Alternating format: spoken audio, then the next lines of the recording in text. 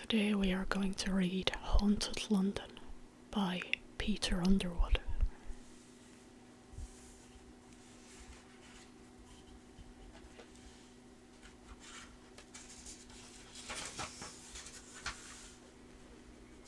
First published in 1973.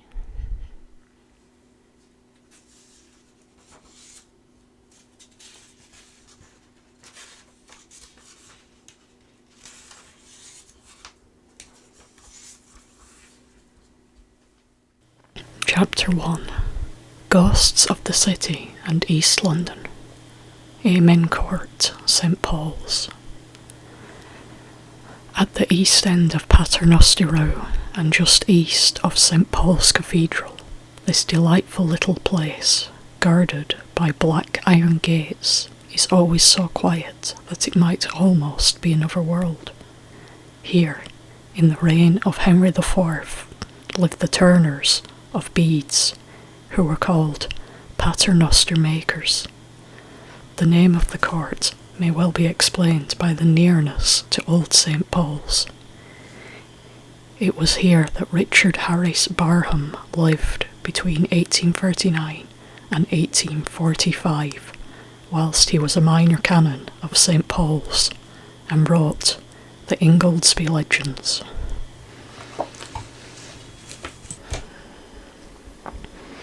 At the far end of the court, a piece of the old city wall on Roman foundations divides the gardens of the court from the Old Bailey, formerly the infamous Newgate prison, and immediately on the other side of the wall there was a narrow passage which was, in fact, the Newgate prison graveyard, for here the criminals were buried in quicklime after walking along the passage to attend and return from their trials.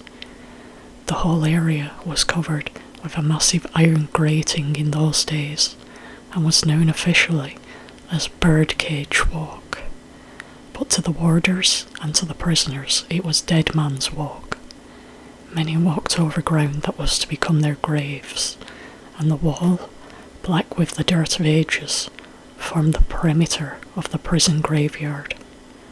For many years, there have been reports of a mysterious and unexplained dark shape crawling along the top of this wall at night time, an eerie scraping noise of heavy boots, and the occasional rattle of chains breaking the dark silence that surrounds this sad place.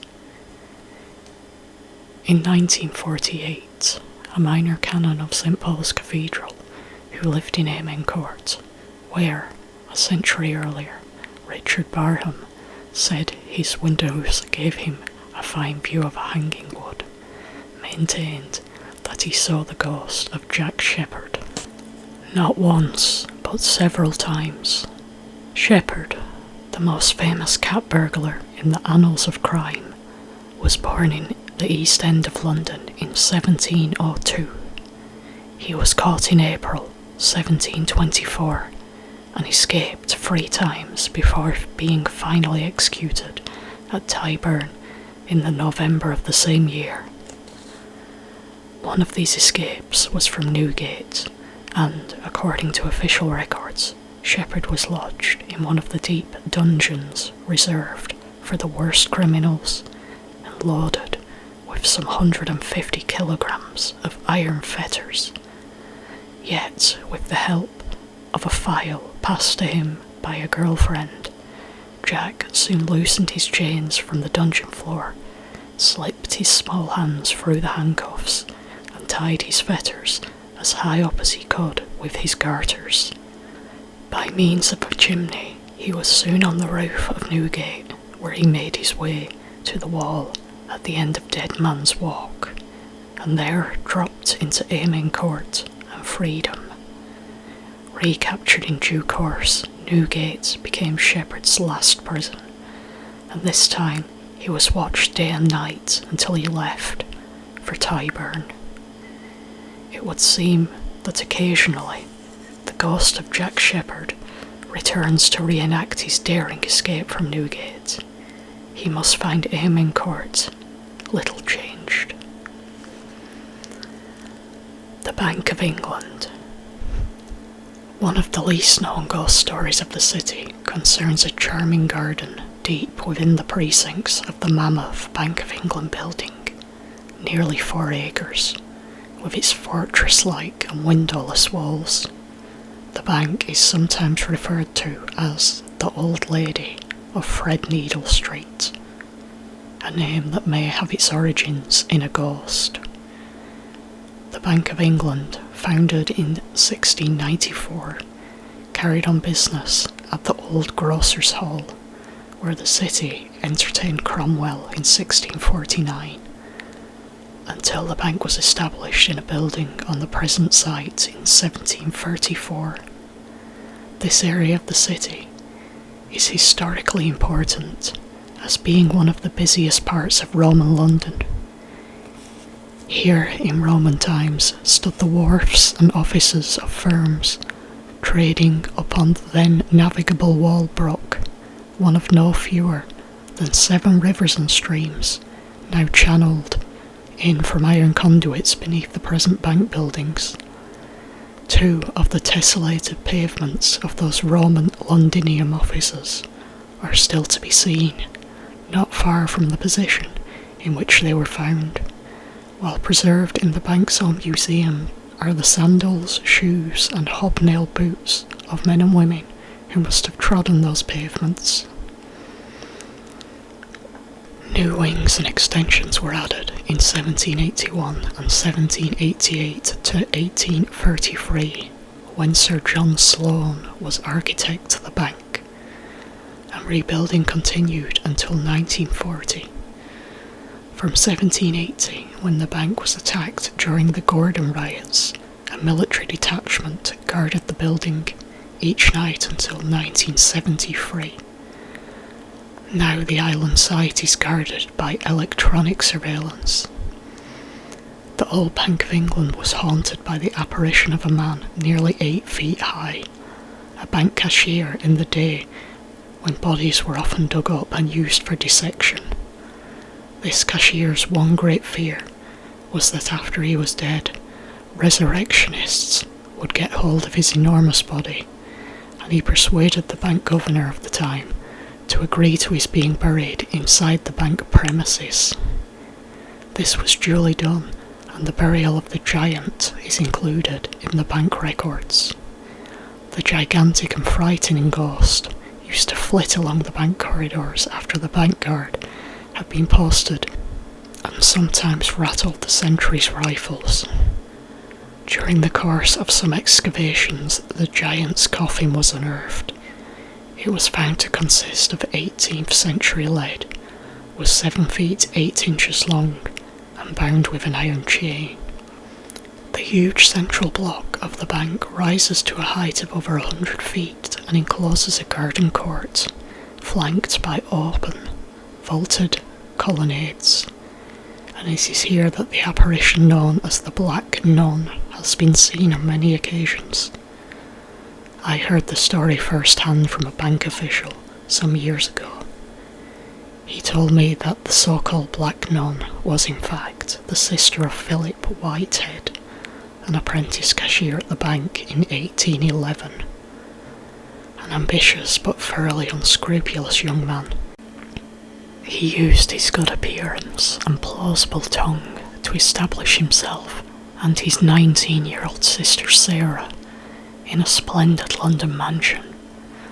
There he entertained tricksters and adventurers until the bank heard of his dubious activities and he was asked to resign.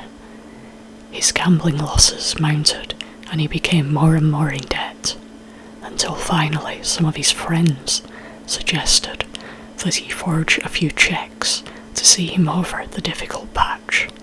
He did so and was discovered, arrested, and on November 2nd, 1811, condemned to death at the Old Bailey. Sarah lived on in a fool's paradise, for her friends could not bear to tell her what had happened. They even arranged for her to move to new lodgings, so that she would not hear the tolling of St. Sepulchre's bell when her brother was led from the debtor's prison to the scaffold. Puzzled by his long absence, she journeyed one day to the bank to inquire about her brother, and there the whole story was blurted out to her. She left the bank in a dream, quite unable to accept what had happened, and for the rest of her life she lived in a world apart, travelling each day to the bank, where she would loiter outside and then suddenly slip inside and ask whether her brother was in that day. Always the answer would be, "Not today, madam." Often she would murmur, "Tell him when he comes that I have called," and she would depart, to linger outside until the bank closed. All the bank employees came to know her and to feel compassion for this sad figure, dressed from head to foot in black, and her crudely painted face earned her the nickname of Rouge and Noir, or the Black Nun, for her head was invariably covered with black material like a nun. She was never in want, for bank officials often gave her money as they passed. A room was provided for her, and a small annuity ensured that she did not starve. Some people even think that she gave the bank the name of the Old Lady of Threadneedle Street, for whatever the weather, she made her pilgrimage every working day for nearly 40 years, until her death, which occurred suddenly when she was about 60. She was buried in the old churchyard of Christopher Lestocks, that afterwards became the bank's garden, where her form has been seen wandering aimlessly along a stone pathway. One witness told me that he was in the gallery of the bank that looks down on the bank garden when a friend pointed out to him the figure of a woman in a black dress, walking, with curious uncertainty, along a path in the garden. "It's the Black Nun," my informant was told, and he watched the odd figure walking in a groping, hesitant fashion, almost like a blind person, moving seemingly without purpose along the stone pathway composed of old gravestone slabs, her hollow and sad face glimpsed for a moment, crudely made up with powder and rouge. Suddenly the figure dropped to its knees and seemed to beat a stone slab frantically with clenched fists, sobbing and shaking its head from side to side in an agony of grief. The next moment, the figure had disappeared, but the bank garden, silent and still, an oasis in a busy world, continues to harbour its ghostly Black Nun. Cock Lane City. This is probably the best known ghost story of the City of London. In January 1762, the London newspapers were full of the popular mystery, and the sensation attracted the attention of many notables of the day. Oliver Goldsmith is credited with writing a treatise on the subject, whilst Dr. Samuel Johnson concluded that the child concerned was consciously responsible. Horace Walpole changed his clothes before visiting the little tourist house, and even the Duke of York, accompanied by Lady Northumberland, Lady Mary Coke, and Lord Hertford, made the journey to Smithfield, the latter writing afterwards about the wretchedly small and miserable house in which 50 people were crowded by the light of one candle about the bed of a child to whom the ghost comes. The story revolves around a stockbroker named Kent, who, following the death of his wife in 1757, took rooms with his wife's sister, Fanny, at the house of a man named Thomas Parsons, a clerk of St Sepulchre's Church in Cock Lane. In 1759, Kent loaned some money to his landlord, and when all efforts for its return failed, he sued Parsons. This resulted in considerable animosity between the two men, especially on the part of Parsons.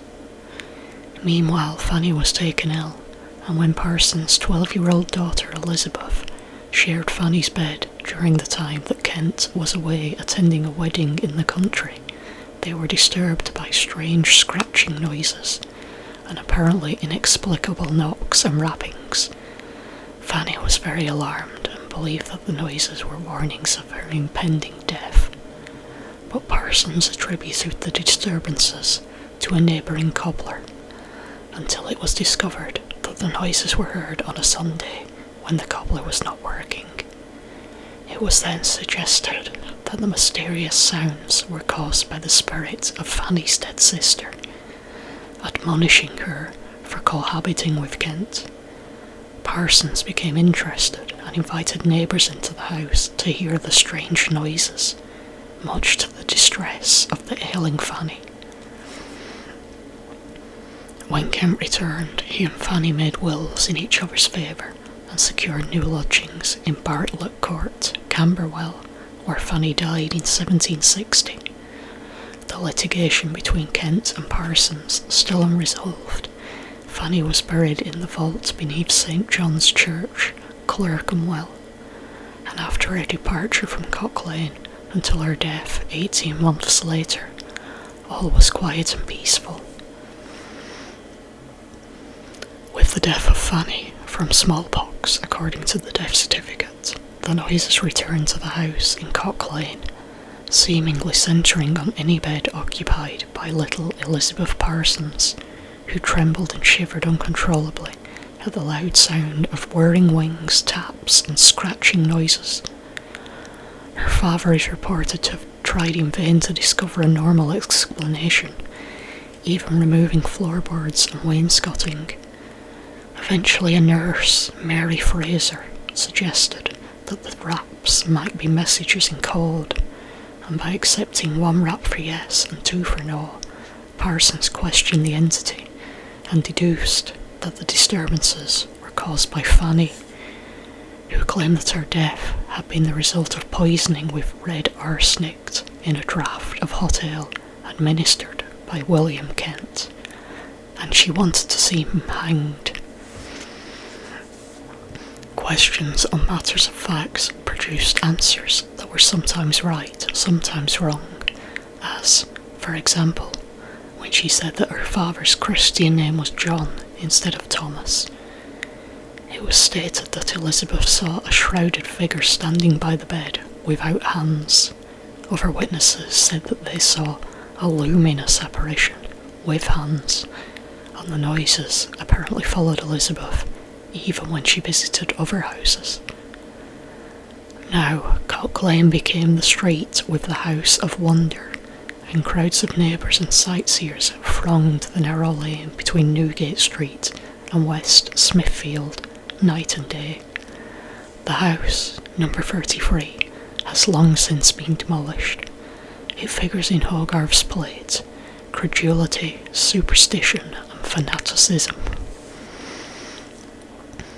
At one stage, the communicating ghost promised to rap on its own coffin in the vault of Clerkenwell Church, but when the assembled, including Samuel Johnson, hastened there, they were rewarded by a complete silence, and murmurings of disbelief began to be heard.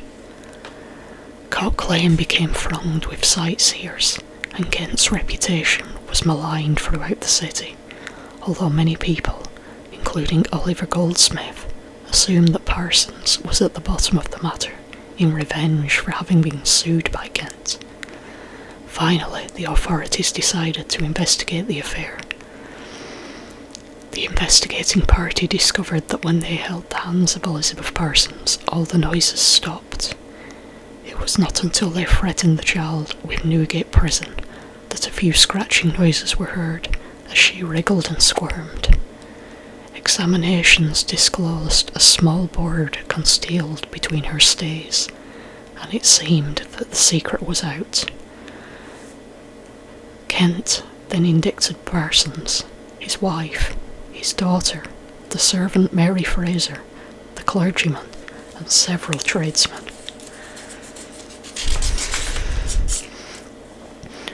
who were all convicted of conspiring against his life and character. Thomas Parsons was sentenced to be placed 3 times in the pillory at the corner of Cock Lane, and to be confined for 2 years in prison. His wife was to be imprisoned for a year, and Mary Fraser for 6 months. The sentence on the clergyman and tradesman was postponed so that they could make good their misconduct by paying several £100s to Kent. Miss Elizabeth Parsons subsequently married twice and died at Chiswick in 1806. In 1845, the coffin of Scratching Fanny is said to have been opened, and it was found that there was no discoloration or mouldering of the body, which could suggest that arsenic had in fact been the cause of her death. In 1893, when 325 coffins were removed from the crypt of St John's, Clerkenwell, it was reported that one coffin was found to be stained with arsenic, but the coffin was not identified since it had no plate. In 1941, the church was reduced to a ruin by German bombs, and when the vaults were cleared, there was no sign of Fanny's coffin. Now the whole truth about the Coquelin affair will never be known. The Connaught Arms, E16. Hard by the dock gates in Connaught Road, E16, the Connaught Arms has the ghost of a mad woman who committed suicide. Her room could never be slept in, and no matter how many times the room was tidied and put to rights, the next day everything was thrown about the room just as it must have been during the woman's last days. Once a member of the staff went into the room and found it in chaos, and as he came out of the room he saw, facing him, a strange old woman with a wild look in her eyes. He had 2 dogs with him, and all 3 scampered down the stairs together as fast as they could to get away from the apparition.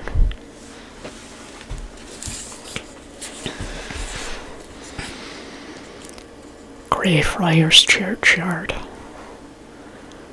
A quiet, haunted spot in the city, one of those welcome patches of peaceful green amongst the multitude of buildings, is to be found in Newgate Street, by the ruined Christ Church, Greyfriars Churchyard. Christ Church was founded by the Greyfriars, formed by St Francis in Italy in 1209, who are known by 3 names. They were called Franciscans after their founder, Greyfriars from their clothing, and Minor Friars because of their humility. 9 of the friars landed at Dover in 1223. 5 of them settled at Canterbury, and the other 4 established themselves in London in 1228 and founded the Great House of Greyfriars, with its chapter house, dormitory, refectory, infirmary, and church. The area came to be known as Greyfriars and afterwards as Christ Church or Christ's Hospital, famous for its blue coat boys.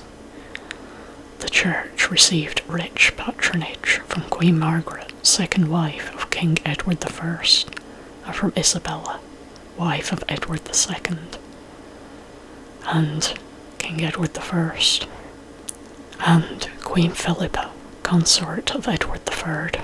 John of Brittany, Earl of Richmond, gave jewels. Gilbert de Clare, Earl of Gloucester, gave great trees from his forest. Dick Whittington, a library. 200 years ago, a writer, Thomas Pennant, stated, "No order of monks seem to have had the powers of persuasion equal to those poor friars, and there are few of their admirers, when they came to die, who did not console themselves with the faults of lying within these expiating walls, and if they were particularly wicked, thought themselves secure against the assaults of the devil, providing their corpse was wrapped in the habit and cowl of a friar."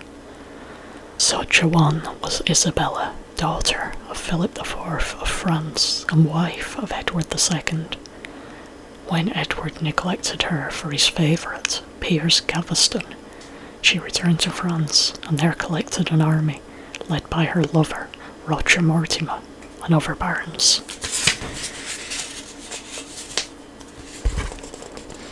Returning to England in 1326, she attacked and defeated the king, who was deposed, imprisoned and murdered.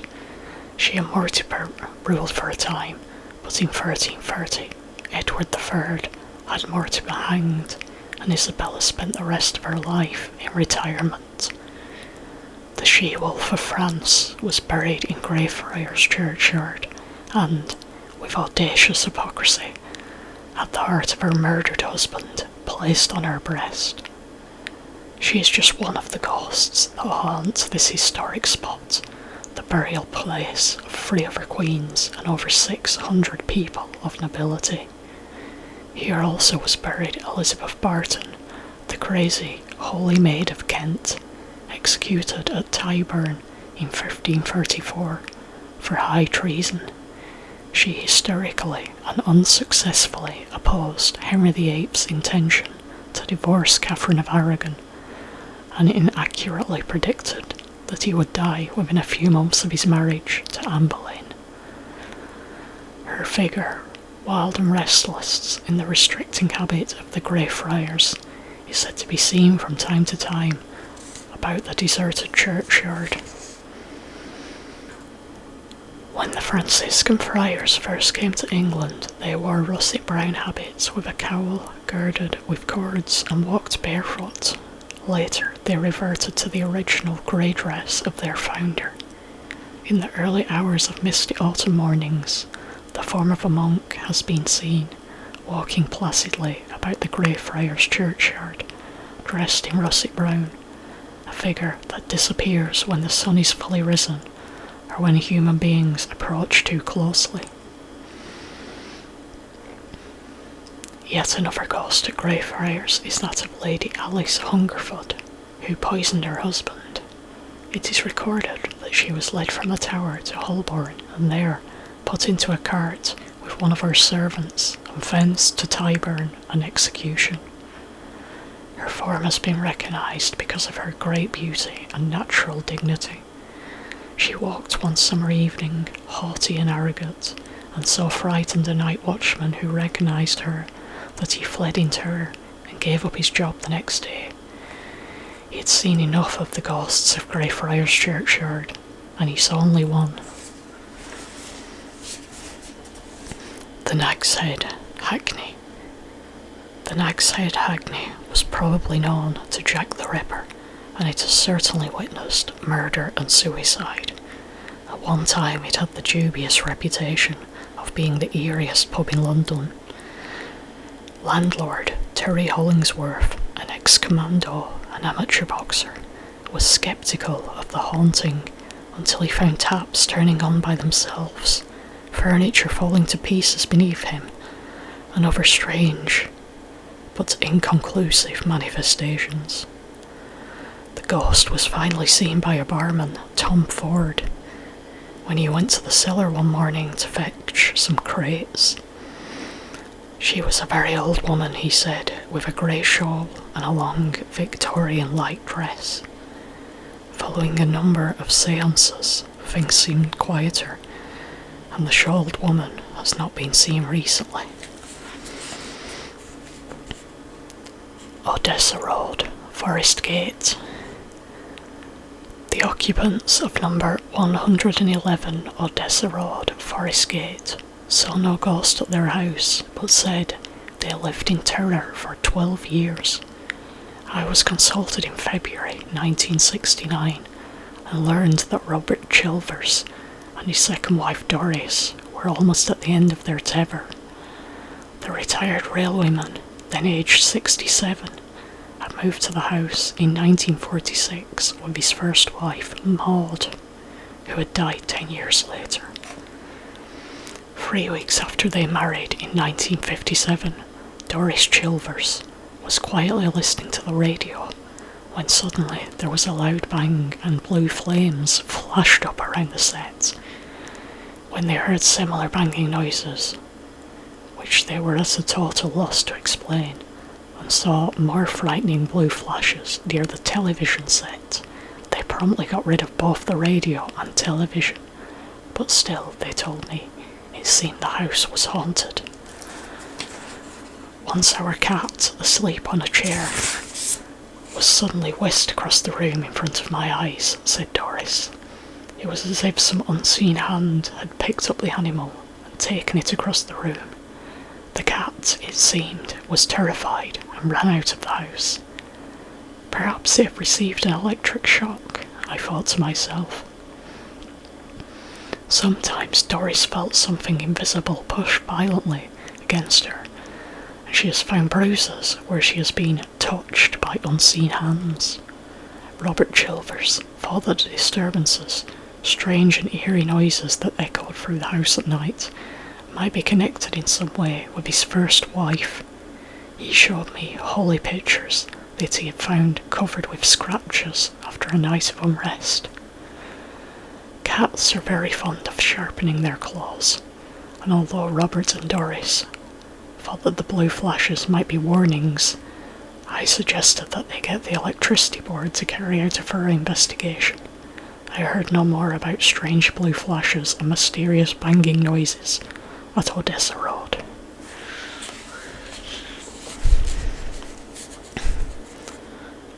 Old Newgate Prison. Several ghosts were reported to haunt Newgate.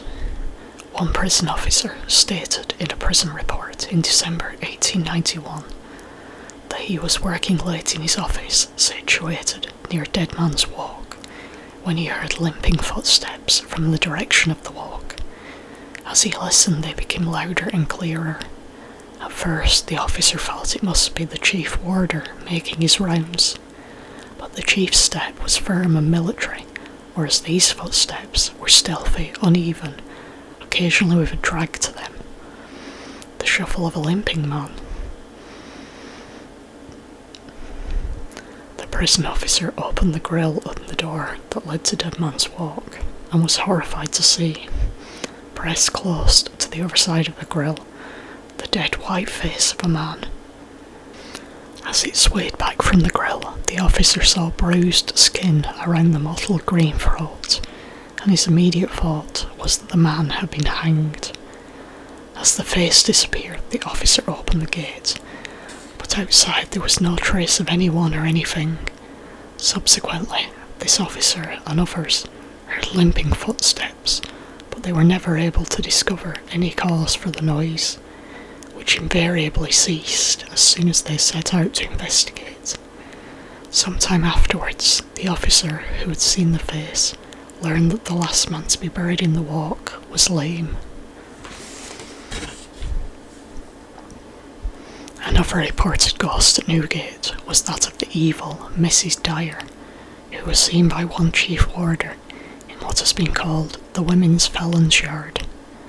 She was the notorious Reading baby farmer who was executed on the 10th of June 1896 for the murder of a number of babies whom she was paid to adopt.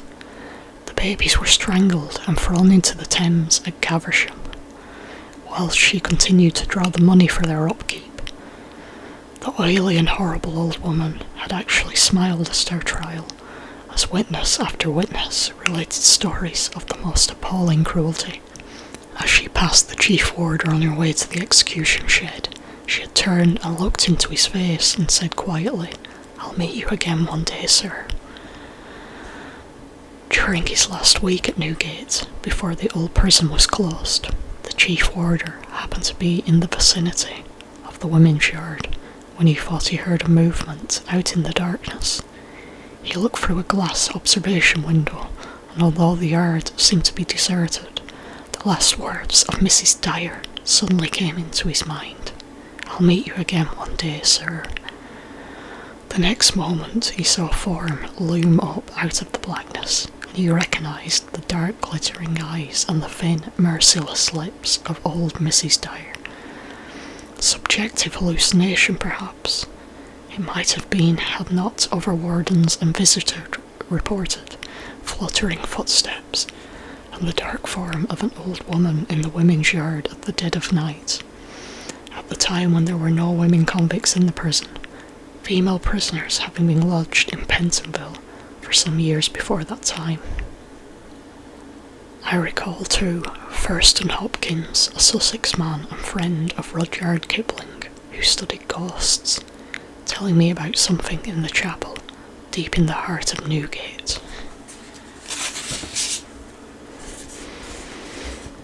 Hopkins often visited the prison and explored the massive buildings with their dark stone corridors, frightening galleries and deep dungeons. The gloomy chapel was reached by a flight of stone steps, and footsteps echoed eerily as one walked down them. Even the chapel floor seemed impregnated with evil. One night, a prison chaplain was alone in the chapel when suddenly the black curtains of the condemned pew swished back to reveal the outline of a man in a black coat with powdered hair, his skull-like face gaunt and vivid in the dim light. Weeks later, Hopkins told me, the chaplain saw a portrait of Henry Fauntleroy, a banker and forger who had been executed at Newgate in 1824, and immediately the priest recognised the singular features he had seen in the dark chapel.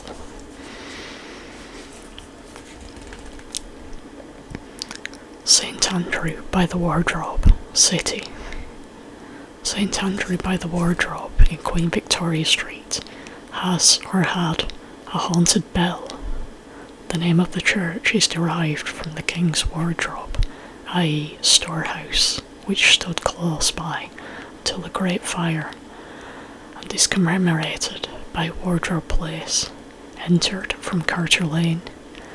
It was here that the master of the wardrobe kept the ancient clothes of our English kings, said Thomas Fuller, 1608 to 1661, which they wore on great festivals, so that this wardrobe was in fact a library for antiquaries. Therein to read the mode and fashion of garments in all ages. In 1604, William Shakespeare purchased some scarlet cloth for a tunic to intend the state entry of King James I into London. After the destruction of the wardrobe in the Great Fire and the death of the then master, the office was abolished, and the house on the west side of the quiet little court probably date from the early 18th century. On the south side of number 1 Wardrobe Place there is a stone shield on a rounded base and tapering stem, resembling an ancient battle axe.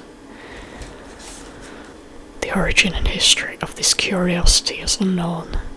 In the Tower of St Andrew by the Wardrobe, rebuilt by Wren in 1692, stood the bell named Gabriel, that was cast at Worcester some 500 years ago, a bell that was removed from the doomed belfry of Avonbury Church in Herefordshire in 1937.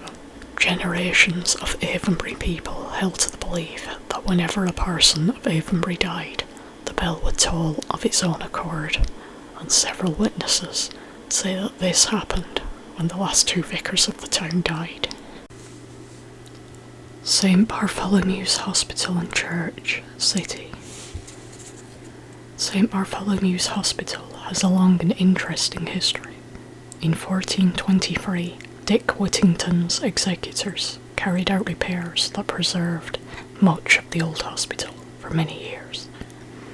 A statue of Henry VIII is in the place of honour over the entrance gates, for when the ancient priory was dissolved, he ordained that the hospital should be preserved for sick and afflicted of London.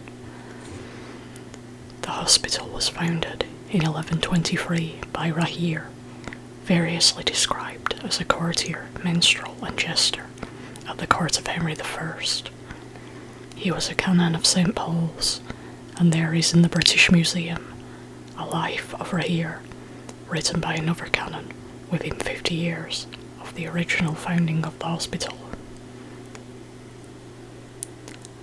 The writer of Rahere's life says he was a frequenter of the palace and of noblemen's houses, and he made himself so agreeable with his suave manners, witty conversation, musical ability, and flattering tongue, that he came to be highly esteemed as a leader tumultuous pleasures, though he was of humble origin.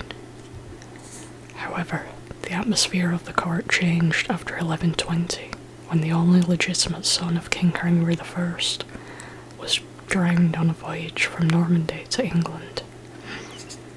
It was said that the king never smiled again, and certainly that life at court became much more austere. Rahere made a pilgrimage to Rome, where, near the spot reputed to be the site of the martyrdom of St. Paul's, some 3 miles from the city, he caught malaria. In his distress, he vowed that if he was allowed to recover and return to England, he would establish a hospital for the poor. As a thanks offering, his prayers were answered, and one night during his convalescence, St. Bartholomew appeared to Rahere in a vision and indicated Smithfield as the appointed spot for his hospital and church. Back in London, Rahere found the authorities favourable to his projected scheme, for Smithfield was then an unimposing place, mostly marsh, with only one dry space where the public gallows stood. Some idea of the size of the original priory building can be obtained by picturing the nave as stretching from the present church to the great gate in Smithfield, covering what is now the graveyard. The first hospital for the sick had a master, Alfune, who had previously built the church of St. Giles, Cripplegate, 8 brethren and 4 sisters. Rahere's life as first prior to St. Bartholomew's was not a peaceful one, for he had many enemies, and at one point there was a plot against his life that only failed because a conspirator confessed. However, he governed the hospital for 22 years and left the establishment well established and prosperous. Rahere is represented on his majestic tomb, clad in the black habit of an Augustinian canon. It seems that the tomb was opened for some reason in 1865. His body lies just beneath the effigy, and sometime after, a pew opener was taken ill and confessed that she had stolen one of the sandals from Rahere's coffin. Over the centuries, there have been many records of people who were supposedly healed by praying at Rahere's tomb, and his sandal and a fragment of his coffin are preserved in the museum, housed in the cloisters. A tiny window can be seen to the left of the 13th century clerestory window. Its reputed function is to drive away evil spirits that infest the north side of the church. The ghost of Rahere is said to have been seen here on many occasions, and footsteps, presumed to be his, have been reported many times in the ambulatories. A former rector saw the figure several times, as did some of his church workers. Once, when a woman was helping to arrange the flowers in the church, she complained that she could not arrange them satisfactorily. They kept falling over, and they seemed to move whenever she turned her back. The rector said, "You know why. Rahere was standing behind you, and you know how he dislikes women." Another rector stated that he noticed a strange man in the church one weekday evening when the church was in darkness, except for a light in the sacristy. The cowled figure stood looking down the nave with the light behind him, and the rector walked towards the figure and asked whether he could be of any assistance. Without replying, the monk-like form turned and walked, without making any sound, as far as the rector could remember, towards the lady chapel. The rector followed, and when he almost reached the dark-clothed figure, it suddenly and inexplicably disappeared.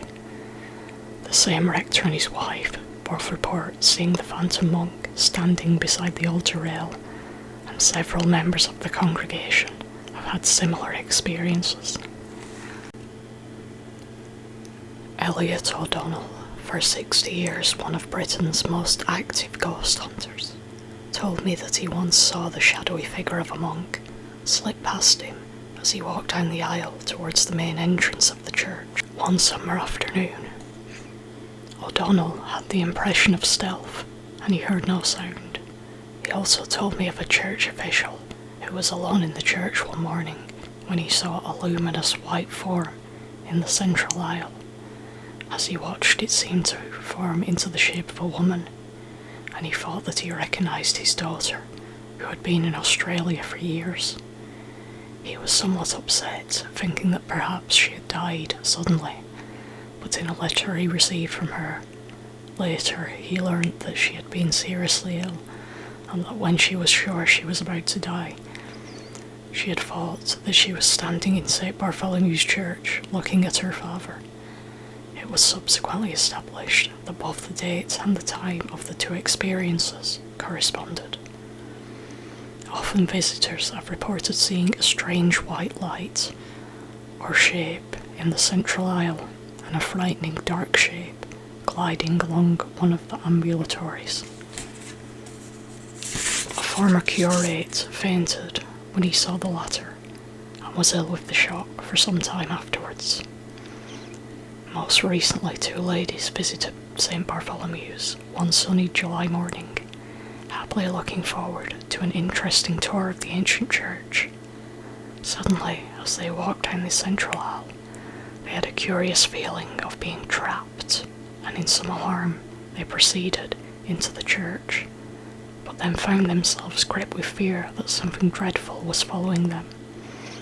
After a moment, they came to a halt, as they both experienced an appalling sense of horror, and something so inexpressibly evil that one fled, half sobbing, out through a side door into the sunbaked street, where her companion joined her a few moments later. Both said that they would never again visit St. Bartholomew's the Great. Miss Dorothea St. Hilborn of Farnham in Surrey tells me that she had 3 curious experiences at St. Bartholomew's. On one occasion, she had arranged to sing some Bach at the church, but on arrival discovered that the organist did not have a copy of the piece she was to sing. However, she was fairly confident that she knew the piece, and the organist used her copy, but it was arranged that they would try the piece over. As Dorothea sang to the deserted church, she had the distinct impression that the church was full, with a silent, expectant crowd. As she finished her rehearsal, the impression vanished, and the great church was still and empty. On another occasion, Dorothea was walking along one of the ambulatories towards the west end of the church, when it seemed to her that the altar and high candles had been moved and were in a slightly different position to where she had been accustomed to seeing them. After a moment, everything was as it should have been, but just for a moment it was as though she had stepped back to a previous age, when the positions of some things in the church were a little different to their positions today. The third experience that Dorothea St. Hilborn had at St. Bartholomew's was during the period that a pageant was being enacted. The church was packed, and just briefly, Dorothea distinctly saw the figure of a monk walk down the great aisle, a figure that took no part in the pageant, and for which there seemed to be no radical explanation. It is interesting to recall that a former rector of St. Bartholomew's the Great once went into the church with some visitors and saw a monk preaching in the pulpit, gesticulating energetically and apparently addressing an invisible congregation, although no sound accompanied the experience. The same rector used to relate the experience of a church worker who knew St. Bartholomew's for many years, and although familiar with the stories of ghostly forms and strange experiences, had never personally encountered anything she could not explain, until one evening, having finished arranging flowers in the church for a wedding next day, she sat down for a moment. As she took a last look round the church in the gloom of an autumn evening, she suddenly thought that she had caught sight of something moving near the 15th century font. A moment later, something caught her eye near Rahir's magnificent tomb, and just for a moment, as she put it, she saw a smallish figure standing in the shadows, with his hat cocked at a rakish angle.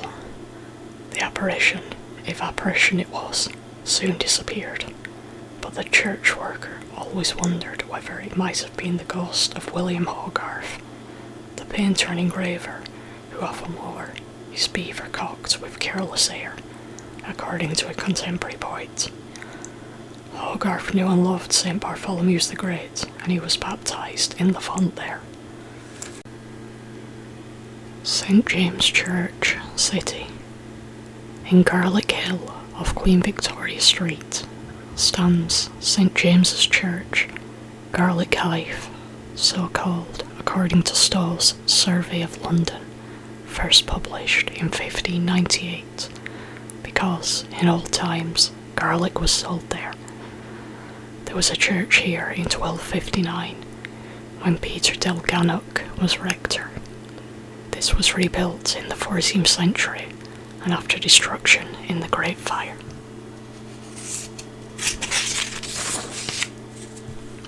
The present building was opened in 1682, having been built to the design of the great Sir Christopher Wren, 1632 to 1723. The church contains a mummified corpse that has been reported to walk, and there are other ghostly stories associated with this interesting church. Locked inside a cupboard in the vestibule of the church, there resides the mummified body of a young man that was found during some excavations in 1839. The body was buried in a glass coffin near the altar of the 14th century church, before it was destroyed in the Great Fire. Over the years, the corpse has acquired the nickname of Old Jimmy Garlick, for nobody knows who the man was. It is possible that he was the first Lord Mayor of London. No less than 6 Lord Mayors were buried here. Some people think he was a Roman general, for they were frequently embalmed, whilst others think he might be Belin, a legendary king of the ancient Britons. Experts seem satisfied that the relic is the calcified body of a medieval man, but they are reluctant to date the remains. The man must have been important in his own time, for the coffin was elaborate, and the body was almost certainly embalmed before burial, and is still in perfect condition, the only known example of medieval embalming. On occasions, Jimmy Garlick, or a figure resembling him, has been seen in various parts of the church. One visitor was resting for a moment in one of the pews when something caught his eye, and looking towards the altar, he saw on the north side a figure in white, tall and silent, with arms folded and looking towards the tower end of the church, where the projecting clock is surmounted by a figure of St. James. At first the visitor took the figure to be someone connected with the choir, or the church generally, but quickly became puzzled by the silence and stillness of the figure. It was gazing at a point behind her with such a fixed intensity that she turned to see what was there, and when she looked back again, the white figure had vanished.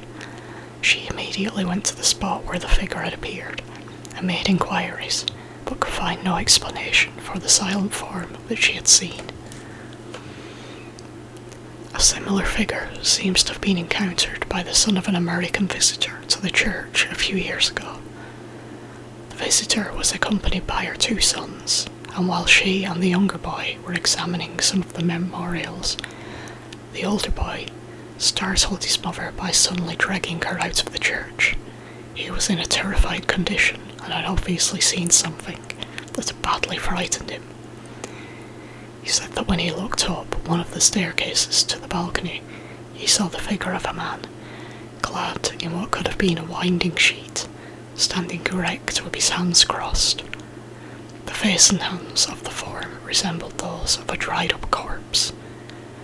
The boy was very frightened, as he had just come down from the balcony, mounting one side and descended the other, and it had been quite deserted.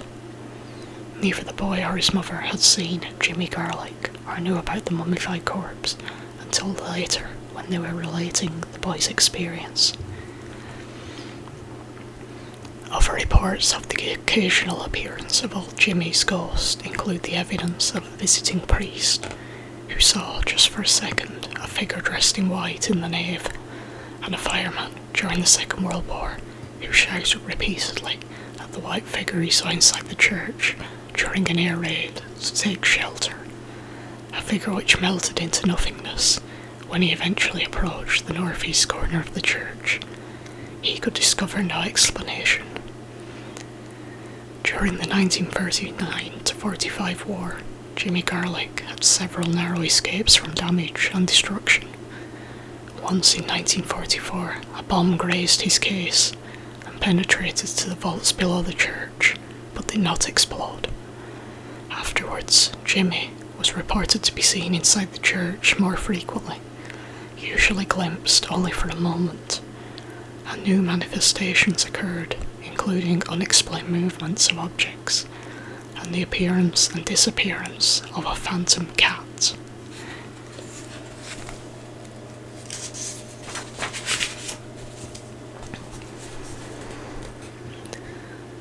St. Magnus the Martyr, City. By London Bridge, until 1750 the only bridge across the Thames, almost hidden among the tall buildings of Lower Thames Street, stand the church of St. Magnus the Martyr. The church is of a very ancient foundation, and there is reference to it in confirmation of a grant of 1067. But even the origin of the dedication is uncertain, some authorities maintaining that the church was dedicated to a Christian who suffered martyrdom in Caesarea at the time of Aurelian, AD 273, while others agree with Professor Worsey that the dedication is to a Norwegian jarl killed in the 12th century on one of the Orkney Islands and buried in Kirkwall Cathedral, which is also dedicated to him. A previous rector of St. Magnus brought to the church a stone from the apse of a ruined church of St. Magnus on the island of Egleshay, and a piece of a chest in which the saint's body was found. The original St. Magnus was the first church to be destroyed in the Great Fire, for the fire started nearby, and the monument erected to commemorate the fire, on containing 345 black marble steps, is but a stone's throw away. Among the collection of relics in the church there is a piece of the Holy Cross, duly authenticated, and the famed Falstaff cup, referred to in Henry IV Part 2, and probably used by Shakespeare. In the southeast corner of the church lie the remains of Miles Coverdale, who produced the first complete English edition of the Bible, and it is here that some visitors have seen the unexplained figure of a cowled man, stooping in silent contemplation, a figure that disappears when it is approached. Other visitors have noticed a peculiar feeling of sadness and anticipation in the vicinity of the white marble inscription to the former rector of St. Magnus. Still others have remarked upon an indefinable impression that they are being watched. A church worker saw this figure on 3 occasions. It appeared twice while she was sewing in the vestry, and first time walking around her and then disappearing through a solid wall, and on the second occasion it suddenly appeared beside her, so close that she could see the ribbing of the serge material of the cassock. As she looked up, she realised to her horror that the figure had no head, and becoming very frightened, she left the room without looking back. The third occasion was during Mass, early one Sunday morning. As the worker turned to put her money in the collection box, she saw the priest, wearing the same serge cassock, walking up the nave and into the row behind her At first she thought it was a real priest, but then she remembered the figure she had seen in the vestry. She turned round quickly, but there was no one there, and when she questioned the verger, he said that no one had come into the church during the service. Some time later, a young electrician worked in the church for several days, making alterations and checking the wiring. Afterwards, as he was about to leave, he asked the rector about the priest who watched him so intently, and who seemed to be there one moment and gone the next. A priest who wore a serge cassock. And one Easter time, a man in the choir told the rector that he had passed a robed figure on the stairs, and when he looked round afterwards, he saw the figure disappear into one of the old walls of St. Magnus. This man, a very practical and level-headed individual, was very frightened by the experience. A former rector, the Reverend H.J. Fiennes Clinton, told me that he had no doubt whatever but that the church was haunted by a robed figure, and he thought it might be the ghost of a former priest at St. Magnus, his verger, who had been a regular soldier, a reliable and unimaginative man, had seen the ghost one Sunday evening after service. Everyone had left and the verger had locked the doors, but all the lights were still on. He was busy putting some things away in a cupboard, behind a side altar, when he saw the figure of a priest immediately in front of him. He was on the point of asking how the priest had entered the locked church, when the figure, only a matter of 4 or 5 feet from him, suddenly stooped down and seemed to be searching the floor. The verger, puzzled, asked whether he could help, what had been lost, whereupon the figure straightened up, looked at the verger, and smiled, and then faded away into nothing in front of his eyes. The rector told me that a former verger's wife had twice seen a short black-haired priest kneeling in the lady chapel. She particularly noticed that the figure wore an old-fashioned sort of cassock, and when she spoke, the figure turned towards her and then disappeared. The same thing happened on both occasions. Several witnesses of the ghostly priest at St. Magnus have described the figure as cowled or wearing a hooded robe. And this is interesting to recall that Miles Coverdale, in the vicinity of whose grave such a figure has been seen, was a friar and one-time bishop of Exeter.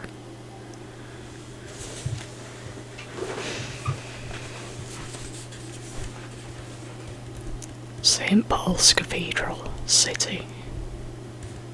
One of the little-known stories about St. Paul's Cathedral, reputedly built on the site of a temple to Diana, a fertility goddess, concerns a secret stairway and the haunting of the Kitchener Memorial Chapel, formerly All Souls Chapel, at the extreme west of the cathedral. In fact, the cathedral is honeycombed with secret passages and stairways, and it is likely that many have not yet been discovered. The Kitchener Memorial Chapel used to be haunted by a former official of the cathedral. He appeared in old-fashioned clerical clothes and had a fondness for whistling. Vergers and other members of the cathedral staff would find themselves being followed by the apparition, who, every now and then, would annoy and alarm them with a high-pitched but not a musical whistle. After a time it was noticed that the old parson whistled more often and more loudly in the vicinity of the Kitchener Chapel, and at one particular spot in the chapel he would often disappear into the stonework. When some structural repairs were being undertaken in the chapel, a hidden doorway was discovered at the place where the whistling ghost often disappeared, and when the little door was open, a winding stairway was disclosed that ascended through the heart of the cathedral to the dome. When new stonework was incorporated in the renovations in the Kitchener Chapel, a secret stone doorway was fitted to the staircase. that can be made to slide back by pressing a spring, but the stairway is one of a number of parts of the cathedral that is seldom shown to visitors. Special permission is required even to enter the kitchen and memorial chapel, and it was hastily rearranged when I entered, although as far as I know, the ghost has not yet been seen for many years. St. Paul's Cross, the open-air pulpit that has never been used for preaching beyond the northeast corner of the cathedral, is built on the site of the old cross, the foundations of which were discovered 6 feet below ground level in 1879. The old St. Paul's Cross, first mentioned in 1194, was called by Carlyle a kind of Times newspaper of the Middle Ages, since it was the official pulpit not only of London but of the whole country. Here in 1441, Roger Bolingbroke, necromancer, was exposed with all his instruments during a sermon, and he was afterwards drawn, hanged and quartered. In 1538, a crucifix, the Rood of Grace from Boxley Abbey, which had eyes that opened and closed and lips that seemed to speak, was exposed as having ingenious secret springs, and was thrown down amid derision. Before the Protestant Reformation, the cathedral possessed many relics, including a piece of the True Cross, stones from the Holy Sepulchre, and the Mount of Ascension, some hair of Mary Magdalene, and some blood of St. Paul. Legend has it that the fire in the 11th century destroyed everything, but left unharmed the resting place of St. Erkenwald, Bishop of London, buried about AD 700, and for centuries pilgrims flocked to the tomb and lavished riches of all kinds upon it. During the reign of Richard II, one Richard de Preston, a citizen and grocer, presented a remarkable sapphire that was supposed to cure infirmities of the eyes. Sacrifices in the shape of a doe in winter and a fat buck in summer were offered at the high altar for some centuries during the Middle Ages. West Smithfield City, a spot so full of historical association to Smithfield, is likely to be haunted by echoes from the past. St. Bartholomew's Hospital is here, the oldest hospital in England, where men were treated who suffered from wounds sustained at the Battle of Hastings, and from later famous battles, such as Crecy, Agincourt, Naseby, Blenheim, Waterloo, the Crimean War, and of course the 2 World Wars. For centuries, traders in clothing and food have held markets at Smithfield. As far back as 1180, it was famous for its horse races and the show of fine horses for sale. It stands on the site of an ancient tournament and jousting ground, where Edward III held festivities that lasted for 7 days in honour of his mistress, Alice Pierce, or Perhers. In 1374, Richard II held tournaments. In 1390, attended by 60 knights from all over Europe, and it was frequently used as a duelling ground, for Shakespeare mentions a duel in which a prentice fought his master, whom he had accused of treason. St. Bartholomew's Fair was instituted in the reign of Henry I, and held annually for more than 7 centuries. Ben Jonson used it as the subject of his play, written in 1614, and in 1669 Pepys met an extraordinary performing horse, a mare that tells money and many other things to admiration, and among others came to me when she was bid to go to him of the company that most loved a pretty wench in the corner, and this did cost me 12 pence, to the horse which I had flung him before, and did give me occasion to kiss a mighty belle fille.